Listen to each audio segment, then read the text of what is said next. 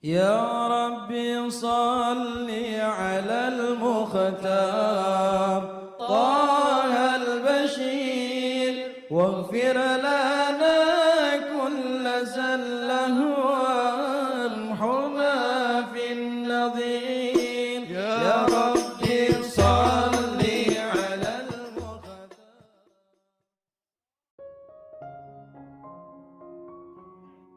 Bismillahirrahmanirrahim. Alhamdulillahirabbil alamin. Allahumma salli wa sallim ala sayyidina Muhammadin wa ala ali sayyidina Muhammad miftahi babi rahmatillah adada ma fi ilmillah salatan wa salaman daimaini bidawami mulkillah. Allahumma salli ala sayyidina Muhammadin salatan tunawwiru biha qalbi wa taqdili biha hajati fid dunya wal akhirah wa ala alihi wa sahbihi wa sallim. Assalamualaikum warahmatullahi wabarakatuh. Sahabat online yang dirahmati Allah, alhamdulillah kita bisa berjumpa kembali. Mudah-mudahan kita senantiasa mendapatkan taufik dan hidayah dari Allah Subhanahu wa ta'ala. Pada pertemuan kita kali ini, mari kita ngaji bareng Habibana Novel bin Muhammad Al-Idrus tentang penyebab dan solusi dari segala macam masalah kita. Orang-orang dulu itu punya thariqah atau metode. Metode membuat dirinya sadar, metode membuat dirinya lebih baik, metode buat hajatnya qabul, gak dengan teori. Kalau Anda datang ke pakar dikasih teori biar nggak sakit jiwa. Datangnya kemana itu? Psikiater atau psikolog? Ya, nanti ada apa namanya? Alhamdulillah kan saya enggak, antum juga enggak ya. Alhamdulillah. Itu kalau ke psikolog atau psikiater saya nggak paham tuh ya. Itu nanti kan ada apa itu? Namanya temu apa gitu ya istilahnya. Pasien ngomong, ya kemudian psikolognya tadi ya juga akan mendengarkan, setelah itu memberikan analisa, setelah itu akan memberikan saran yang harus dijalankan. Anda punya teman mirip dengan dokter tapi nggak punya titel, teman yang mau mendengarkan, temannya mendengarkan, kemudian temannya memberikan analisa, setelah itu memberikan suatu kesimpulan dan akhirnya memberi nasihat. Bagusnya kamu begini, bagusnya kamu begini, bagusnya kamu begini. Sayangnya semua kalimat tadi hanyalah teori. Berdasarkan pengalaman. Ada kasus ini, biasanya obatnya ini.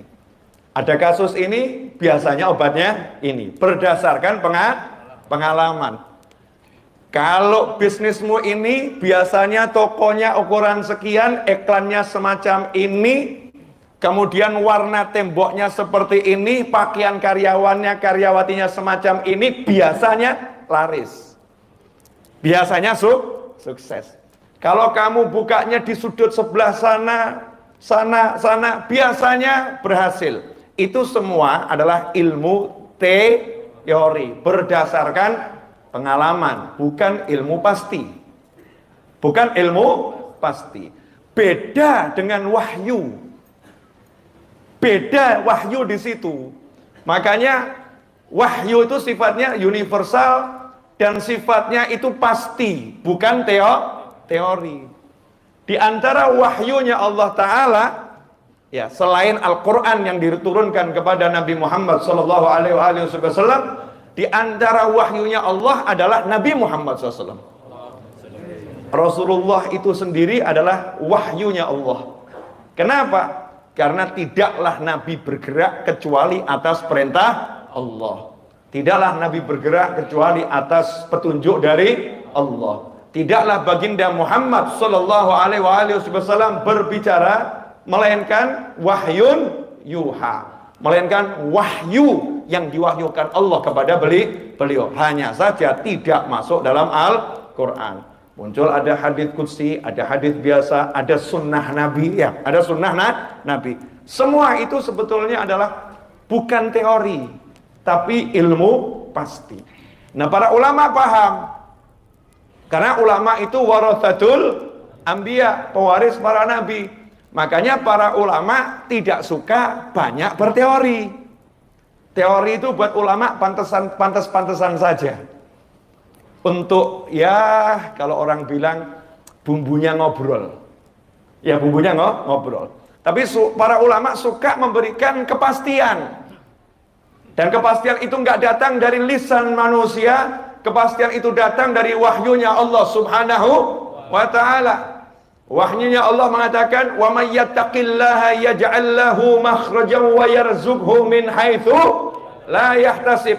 Pasti, nggak mungkin salah. Siapa takwa kepada Allah, yaj'al lahu makhraja, maka Allah memberinya solusi. Maka Allah memberinya jalan keluar. Disitulah tugas ustadz, tugas kiai, tugas habib selesai. Kenapa? Kalau dia sudah takwa, bukan aku yang solusikan. Kalau dia sudah takwa, bukan aku yang ajarkan caranya. Kalau dia sudah takwa, ya ja'allahu makhraja. Allah langsung yang akan mensolusikan urusannya.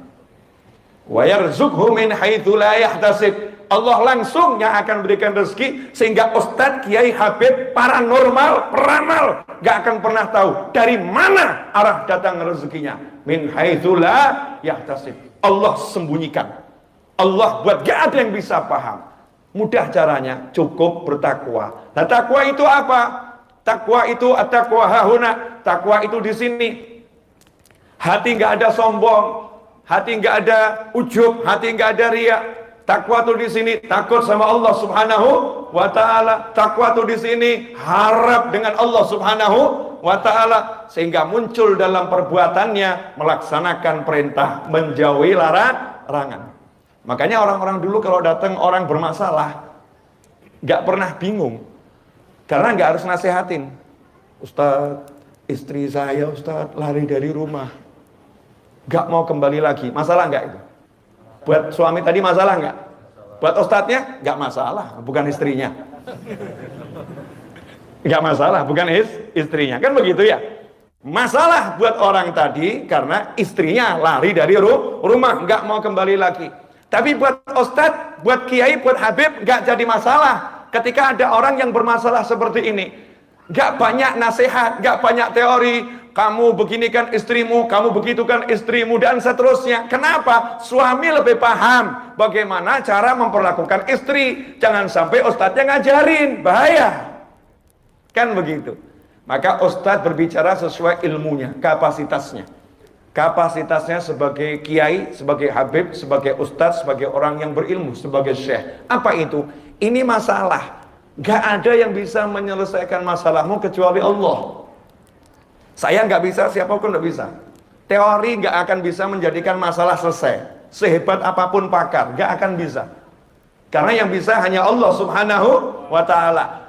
Agar Allah memberikan solusi, agar Allah memberikan jalan keluar, maka Allah harus kita ikutin.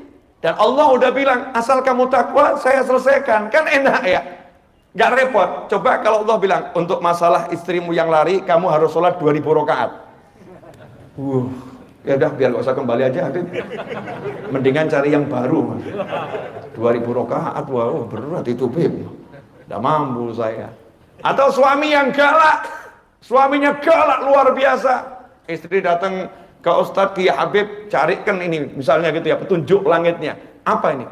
Wah, kalau untuk yang model begini nih, suami-suami galak ini, wah kamu nih harus menjadi istri yang lemah lembut, gemulai, setiap hari harus pakai make up harga 200 juta.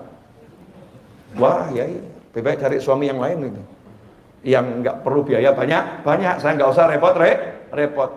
Allah Ta'ala bilang solusinya bukan di duit, solusinya bukan di teori, solusinya di takwa. Takwa itu apa? Melaksanakan perintah, menjauhi larangan. Jadi kalau masalahnya istrimu, maka solusinya adalah jalankan perintah Allah yang berhubungan dengan istrimu, jauhi larangan Allah yang berhubungan dengan istrimu. Itu dulu. Istrinya lari dari rumah, nggak pernah diajarin sholat, nggak pernah diajak sholat berjamaah, nggak pernah dicek surat Al-Fatihahnya, nggak pernah diperintahkan untuk nutup aurat, nggak pernah dilarang untuk nonton drama Korea dan semacamnya. Kok nggak enak Indonesia kan? Nggak pernah dilarang. Lihat pandangan-pandangan aurat terbuka, itu aurat terbuka. Ya, film-film pacar-pacaran, cinta-cintaan, oh nggak apa-apa gitu ya, didiamkan saja. Di situ banyak larangan Allah dilanggar, kamu diam saja. Minimal kalau kamu masih suka, minimal kan ya ngomong itu haram, tapi aku masih suka, kan begitu ya. Minimal tuh ngomong itu haram, ngasih tahu itu dosa. Nanti habis nonton drama Korea ini 2 jam, kita sama-sama ngaji 2 jam ya Dik ya. Kafarah untuk menghapus dosa. Minimal kan ada upaya untuk memperbaiki. Itu namanya takwa Allah. Takwa Allah. Takwa sama Allah. Takwa Allah. Bertakwa. Nah sekarang enggak. Kita ini kebanyakan teori, harusnya begini, harus begini, bla bla bla bla bla bla bla. Takwanya enggak jalan. Makanya hidupnya enggak selesai-selesai itu masalahnya. Masalah, nggak ada selesainya. Beda dengan orang-orang soleh, masalah selesai, datang masalah lagi selesai, datang masalah lagi selesai, dan masalahnya nggak pernah jadi masalah. Nah itulah orang soleh. Nah kalau kita kan masih banyak salahnya. Nah bagaimana salah ini jadi kendaraan? Tobat, istighfar, minta ampun, amal soleh. Karena ada orang-orang itu yang dia punya dosa banyak, tapi punya amal soleh yang banyak. Kata Habib Abdullah Al-Idrus, leluhur saya, itu mewasiatkan pada anak keturunannya. Nah, saya salah satu anak keturunannya ya. Ini dapat wasiat begini. Jangan pernah kamu berprasangka buruk kepada mukmin, modelnya seperti apapun. Kalau ada orang udah iman sama Allah, itu berarti sudah jadi wali Allah. Susah ya. Sudah iman sama Allah, itu udah jadi wali Allah. Masalah level kan nggak usah dipikir ya. Wali kan level pinggir nggak jadi masalah ya. Yang penting wali Allah. Kamu harus meyakini ini wali Allah, ini wali Allah, ini wali Allah. Loh, Ustadz, Habib, Kiai, tapi saya lihat dia masih melakukan maksiat. Dia ada dengki, ada iri, dia ada perbuatan-perbuatan yang melanggar syariat. Maka kamu tetap harus prasangka baik kepadanya. Caranya bagaimana? Caranya katakan pada dirimu, wali itu enggak maksum. Yang maksum cuma nabi, yang maksum cuma rasul. Wali itu bisa lupa, bisa salah, bisa berbuat dosa. Namanya wali enggak maksum. Memang mahfud, dijaga sama Allah Ta'ala. Kalau udah pangkatnya luar biasa. Lah kok kita yang biasa-biasa nih ya lupa-lupa itu ya wajar. Berbuat dosa ya sebetulnya enggak wajar, tapi ya kelas kita ya kelas wajar daripada kelas yang kurang. Bukan saya ngomong. Wajar. Nah, husnudzonnya bagaimana? Satu, dia tidak maksum, tidak maksum. Jadi kamu jangan lebih. Lihat orang lain berbuat dosa, jangan lebih. Masa Ustadz kok seperti itu? Ustadz juga manusia. Nanti saya jawab, kamu mukmin kok ya seperti itu? Ya bedanya apa? Husnudzon. Husnudzonnya bagaimana? Mungkin itu ustadznya, mungkin itu kiainya, mungkin itu habibnya, mungkin itu saudara muslimku, mungkin dia punya amal soleh yang saya nggak tahu, yang pahalanya besar, menghapuskan semua dosa yang saya lihat. Kenapa? Allah yang ngomong, innal hasanat, sesungguhnya perbuatan-perbuatan yang baik, yudhibna sayyi'at, akan menghapuskan dosa-dosa dari keburukan. Harus husnudzon. Bisa enggak kita seperti ini? Oh susah. YouTube isinya komentar netizen. Isinya komentar netizen. Dan netizennya adalah kita. Bukan orang lain. Saling mengomentari orang lain. Na'udzubillah min dzalik. Mudah-mudahan bisa kita hentikan sikap kita tuh. Hobi kok komentari orang lain. Ikhwani rahimakumullah. Nah jadi bagaimana solusinya? Ya ayo kita bertakwa.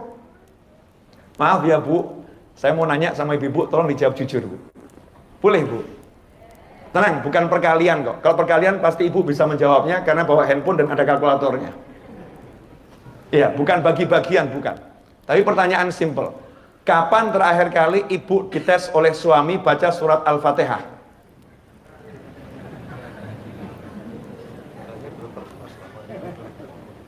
Sejak akad nikah pernah enggak?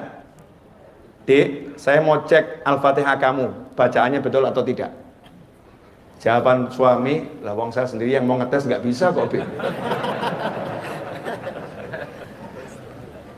Itu bungkam semua itu berarti apa itu? Udah nggak inget. Oh, nggak ingat, nggak ingat. Nggak ingat itu bukan berarti apa namanya tidak ya. Husnudzon sama suami-suami soleh-soleh. Husnudzon pasti ya, istrinya udah dicek baca surat Al-Fatihah. Para suami yang belum nikah nggak usah jawab.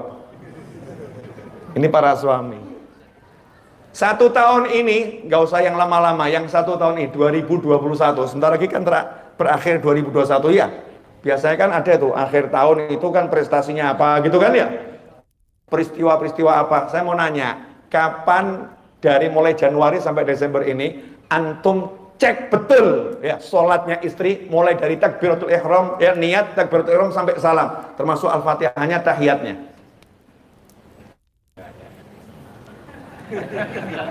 Hey suami, hello, anybody here? Ono wong nang kene gak? Jawabannya Bu sama Bu, senyum. Ya, senyum Masya Allah indah-indah tuh senyum. Senyum, diam gitu. Betul ya? Belum pernah dicek Bu? Belum. Padahal nanti di kuburan, begitu ibu landing kuburan, pertama kali yang dicek malaikat sholatnya ibu. Masya Allah. Cek sholatnya, niatnya benar nggak? Takbiratul ihramnya benar nggak nih? Allahu Akbarnya kepanjangan enggak? Jangan-jangan Allahu Akbar. Enggak sah itu. Kalau terlampau panjang. Oh jangan-jangan dia Fatihahnya itu tasdidnya hilang semua itu. Tasdidnya hilang semua. Ternyata hasil rapotnya dicek sama malaikat, sholatnya minus. Maka malaikat ngomong, ini afkir. Masukkan dulu dalam kelompok yang afkir ini. Ini retur ini BS. Ya, ini termasuk KW 10. Ya, masukkan dalam kelompok yang lain dicek. Karena standar yang paling utama dia udah gagal. Berarti puasanya dicek, zikirnya dicek, sedekahnya dicek, birrul walidain, semuanya dicek. Sehingga dia nggak dapat nikmat kubur. Langsung itu mulai azab kubur gitu. Bagaimana nggak azab kubur? Interogasi malaikat ya serem tuh. Ayo untuk mau gimana? Ngeri itu. Malaikat. Bapak-bapak juga sama. Banyak ibu bawa nama suami. Maaf malaikat, suami nggak pernah nanya sholat saya. Terus yang ditanya saldo saya. Maksudnya banyak atau sedikit? Bukan malaikat. Bukan saldo saya minus. Kalau saldo saya plusnya banyak, langsung dimintain gitu. Kalau ngajarin sholat nggak pernah nih suami saya. Siapa nama suaminya? Waduh, kalau muncul Habib Novel gawat itu ya. Diseret-seret. Ustadz Rafiq, oh gawat itu ya. Diseret kita sama istri-istri ini ke neraka. Itu ya Allah itu. Itu kalau udah pindah alam ya, kalau sama-sama dari alam barzah, tolong jangan dikasih nikmat kubur itu. Walaupun sholatnya bagus, tidak jadikan sholat saya bagus. Tolong juga kumpulkan sama saya. Enak benar dia, di dunia enak-enakan, di akhirat mau lepas tanggung jawab. Malaikat laporan ke atasan malaikat yang lebih tinggi. Gimana nasibnya itu? Oh ya seret kumpulin yang sama. Nah ini suami-suami ini, hadir enggak orangnya? Ya kita-kita ini loh. Sholat. Urusan sholat ini kan urusan yang paling penting. Mohon maaf, umat Islam dimanapun antum berada, kita ini meremehkan sholat. Sholat anak kita nggak kita urus, sholat pasangan hidup kita nggak kita urus, sholat orang yang kerja sama kita nggak kita urus. Sholat, mikirnya udah, Masya Allah. Ditanya syarat sahnya sholat apa? Itu pelajaran anak SD. Masa seorang tua ditanyain seperti itu? Kalau nggak ngerti ngomong aja nggak ngerti. Syarat sahnya sholat gak ngerti, berarti sholatnya gak pernah tahu sah atau tidak. Kalau syarat sahnya sholat gak paham, berarti gak pernah paham sholatnya sah atau tidak. Yang membatalkan sholat gak paham, berarti tidak pernah paham sholatnya batal atau tidak. Yang membatalkan wudhu gak ngerti, berarti gak pernah ngerti wudhunya batal atau tidak. Masya Allah. Berarti sholatnya status tidak jelas. Padahal siapa yang sholatnya ini jelek dunia dan akhiratnya. Siapa yang sholatnya baik dunia dan akhiratnya. Maka banyak orang zaman sekarang rezekinya itu pusing karena sholatnya juga pusing. Ya, wa'mur ahlaka bis sholah. Perintahkan keluargamu sholat. Alhamdulillah ikhwanirrahim. Alhamdulillah kita telah menyimak penjelasan dari beliau. Semoga ilmu yang telah kita peroleh ini dari Habibana Novel bin Muhammad Al-Idrus menjadi ilmu yang bermanfaat bagi kita, keluarga, dan anak cucu kita. Dalam kehidupan ini, ada orang yang hidupnya penuh dengan masalah, datang silih berganti, dan kadang-kadang datangnya secara bersamaan. Baik itu masalah penyakit, hutang, masalah keluarga dan jodoh, serta masalah pekerjaan. Berbagai solusi dilakukan untuk memecahkan masalah tersebut. Namun faktanya, tidak semua teori dan cara yang ada mampu memecahkan masalah-masalah yang muncul. Allah Ta'ala berfirman dalam surat At-Talaq, Bismillahirrahmanirrahim, wa may yattaqillaha yaj'al lahu makhraja wa yarzuqhu min haitsu la yahtasib. Barang siapa yang bertakwa kepada Allah, niscaya Allah akan memberikan baginya jalan keluar dan memberikannya rezeki dari arah yang tiada disangka-sangka datangnya. Inilah solusi dari segala permasalahan kita, bahwa apapun yang menimpa kita saat ini, itu adalah akibat dari ulah kita sendiri. Tentu ini akan menjadi rujukan untuk kita sama-sama introspeksi diri. Mungkin kita telah berusaha jauh dari maksiat, tetapi kita belum bisa menjaga anak kita, istri kita, dan keluarga kita dari maksiat.